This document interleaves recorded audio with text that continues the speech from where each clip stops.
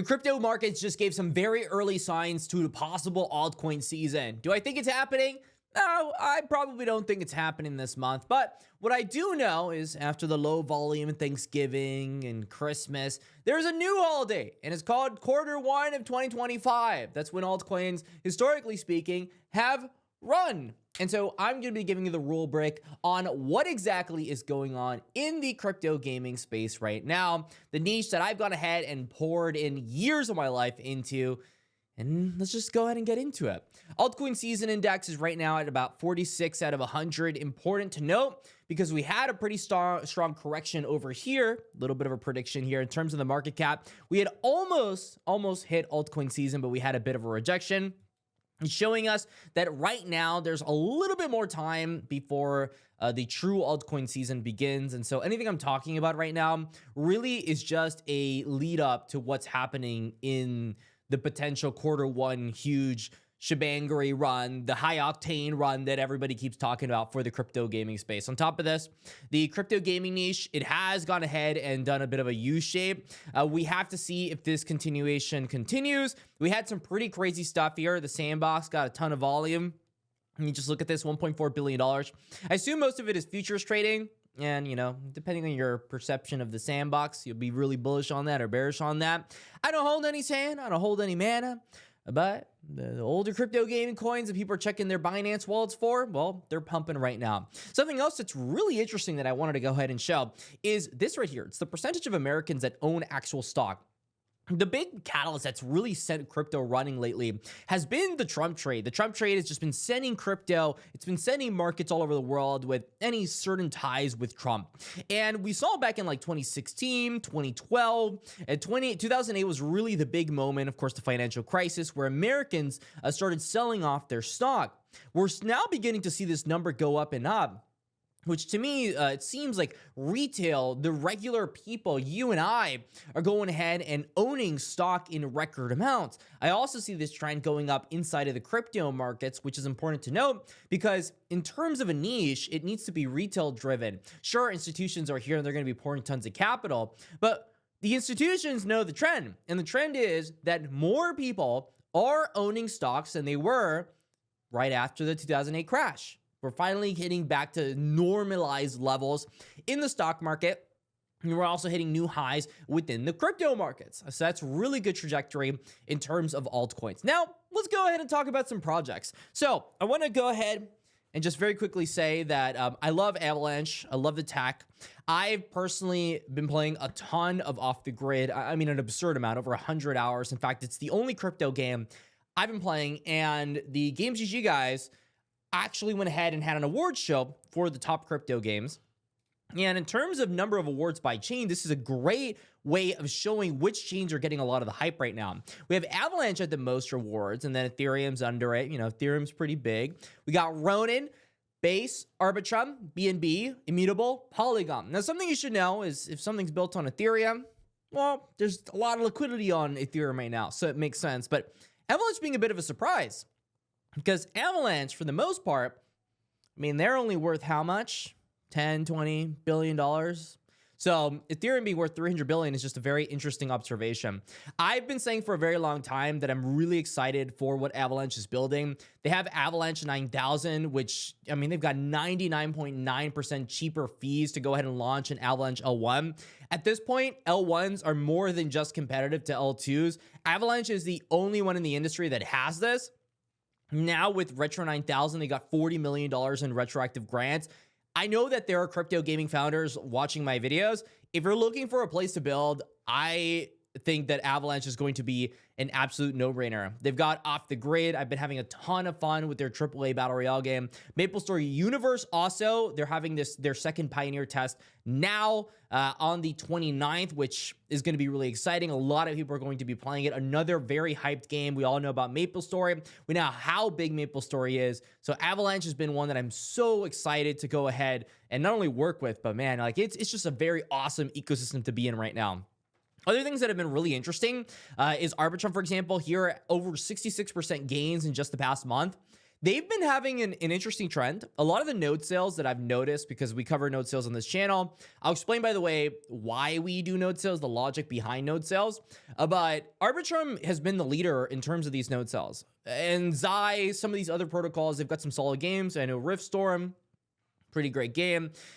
They are building. Arbitrum is coming back in a pretty strong way. A lot of people for a long time were kind of bagging on them because, oh, you know, this thing launched and it's just down only because of the inflation. But in a bull market, no one cares. People just care about what you're building and how much volume you're driving in. There's just so much volume that whatever inflation comes, the market will eat it. If there's enough volume, the market does not care about what's happening. A couple of node projects that we've gone ahead and talked about pretty recently, for example, Earnum here, it's earned and saved people, what is it, like $300 million. They've got 45 million Web2 users. These guys just own a little phone. It's changing people's lives across the world, getting data transmission. Rivals over here with AI agents. I know that they collaborated with one of their AI agents. There is an incubator that they have, the Rivals Alliance. They have an Overseer token out there. Like, a lot of people are hyped for these plays. And as you can see here, the infrastructure here is Dimension and Arbitrum. And then, of course, Saltwater Games here that is doing their own layer 3. But guess where it's built? On Arbitrum Orbit. So a lot of guys are going over to Arbitrum, and it feels to me that in terms of node sales, we're getting what is the next the next big catalyst for what Arbitrum is trying to do, which I find very interesting because a lot of people right now are sleeping on Arbitrum. They don't think of it as the greatest thing in the world. But if any of these projects on Arbitrum take off, then, I mean, that's just going to seep into Arbitrum. The reason node sales to me are making sense is, very simply put, what's happening right now in the KOL round / just like venture capital space for crypto gaming. We haven't had a lot of wins. We've had a lot of L's lately. We had the launch of Blast Royale and their noob token. I'm not going to cap. It hasn't been great, and they haven't had a lot of volume. There's just been this recurring trend where they have these big play to airdrop events. There's not really much to come after. Super Champs, another great example. I mean, look at this chart. It's doing absolutely nothing. It's just been ranging after it went down over here. Average Saga was the big shocker to everyone. This one died. Yeah, I mean, there's no way to put it pretty. It's at $700,000 in terms of a market cap. It's lower than the average shit coin out there. So in terms of these rounds, people are sick and tired. People are absolutely sick and tired of getting these venture capital absurd, fully diluted valuations. And so what's happening right now is some of these projects that actually have revenue, that have done something with their lives, are going ahead and giving people the opportunity to get in at cheaper prices than the venture capital funds got into their rounds, which is something that doesn't usually happen. Usually the guys in seed, etc., they get much better valuations than the community. So for the first time in a long time, the community is getting a better, term than the actual VCs, which is really interesting, which is very, very, very interesting. All that needs to happen is one of these guys. I mean, of course, we've had successes in the crypto node space. We've had 𝐷, we've had Aether, we've had Myria, we've had Playable. A couple great examples in terms of nodes that have just absolutely killed it over the past year. Now we need to see from these new rounds more liquidity come in as a result of some of these node projects actually taking off. But being able to get in cheaper than VCs, it's just better risk to reward than getting into something like, some of the TGs that have come out. With this being said, there have been a couple good TGs. The first one is SeedWorld. SeedWorld did pretty well for crypto gaming, up about 2x from its launch, $14 million market cap, 134 mil FDV. Xborg as well, they did something very unique. They just threw all their investor tokens out there. And I remember Alex Becker was talking about this thing, absolutely pumped. And it's looking very stable. OpenLoot launched their token, which they're the guys that, created big time. I am a little bit conflicted on this because it seems to me like, I don't really understand. Big time isn't nearly as big as it was before. It seems like the focus is shifting over to OpenLoot.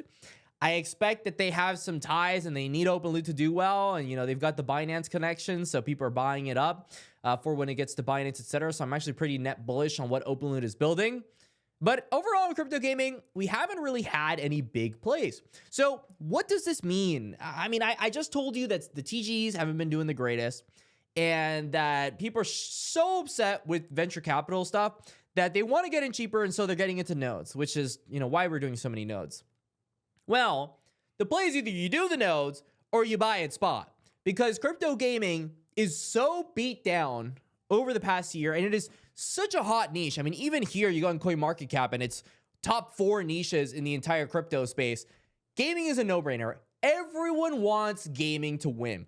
And gaming has already shown early signs of mass adoption with Off the Grid. MapleStory Universe is going to be another great example of a game that could actually get people playing these things. So how do you play this? Because for whatever reason, if you look at the top, gainers over the past 7 days, you've got very interesting picks. You got Wilder World, by the way. Shout out to Wilder World. We love the Wilder fam. But we got the Sandbox being the big winner. And I don't know a lot of people that are bullish on the Sandbox. Just older crypto folk that don't actually understand DeFi. Maybe they're just like, I want to buy a gaming coin. I'm going to buy the Sandbox, Metaverse, Mark Zuckerberg, blah, blah, blah. But there's not a lot being built over there. Just, a couple things on season 4. So how do you play this? Well, we play this in a very simple way. We accumulate infrastructure projects and we play into the pump. Immutable is going to pump as a result of the fact that it is the top crypto gaming coin. And when people think about crypto gaming and when crypto gaming runs, they're going to be buying Immutable. Does that mean Immutable is going to be outperforming any of the other coins down this list? No, but it's just a safer bet. If you're someone that is getting into crypto for the first time, don't complicate it. Get into the easy stuff, get into the no-brainers, get into what people consider the winner right now. Because what is likely going to happen is the winner is going to continue to be the winner because people think that the winner keeps on winning. I mean, that's the logic. In terms of the cycle, that's how it's going to function. Does it mean IMX is going to be the biggest coin? No, but what it does mean is it's the biggest no-brainer. Second thing, there are going to be coins like Gala that randomly pump.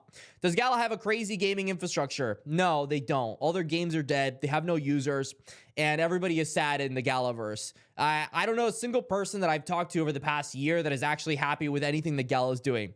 Does it mean that Gala's not going to pump? I mean, absolutely not. Gala can moon. I mean, it's up 78% in the past month. So sometimes logic gets just completely thrown out of the woodworks. But guess what? At the end of the day, we look at something that had something good at one point, doesn't have anything good at one point, and now it's just dead. While it might have a pump now, when the actual cycle starts and there's enough information out there about crypto gaming, people actually learn about what's going on. All of these that were winning life cycle are going to stop winning. There's a good reason why if you go to the top cryptocurrencies on the planet, there's random new coins like Toncoin that keep getting market traction, or like why is XRP coming back and it's going higher and higher. There's good reason for it. And it's not just because they're quote unquote dinosaur coins. It's because they're actually doing something in modern day society. And so we're going to see a lot of these coins that are older have much higher multiples than some of the coins at the top already. If you're trying to go ahead and actually trade properly and you're trying to game the opportunities, what I would say is while the play to airdrop meta I think is dead at the moment, I'm going to be 100% honest. I think it's pretty dead. I don't know if it's worth spending your time farming play to airdrop. Unless, you're just desperate. I would rather just work a 9 to 5 at that point. But what I would say is at some point or another, by the end of this year, there will be a crypto gaming project. I don't know which one it is that will moon as a result of some kind of event. And right after, everything else is going to come up. And the winners from earlier this year, when earlier this year happened and all these tokens pumped, the ones that won earlier this year are going to be the real winners of the cycle. And what am I talking about? Immutable X was a great example. Immutable X actually practically hit new all-time highs in terms of market cap. Another great example, not Axie Infinity, but the Ronin network had also actually hit fresh all-time highs earlier this year. We want to see the ones that have actually outperformed the market and continue to show market dominance. Those are the ones that we want to bet on. We don't want to bet on the ones. Beam is another great one here. I mean, it hit a crazy valuation. It was about $2 billion. These are the ones you want to bet on because they're the ones that have already shown to the market that they can win inside of a bull market. I mean, we got Echelon Prime over here. Echelon Prime went all the way up to $27. They've got Colony coming out. Check this out, almost $1 billion valuation. So when you're getting into crypto gaming plays and you see, oh, but Gala it's pumping right now. You go over the past year, and then earlier this year it hit 8 cents and then instantly died because of all the drama.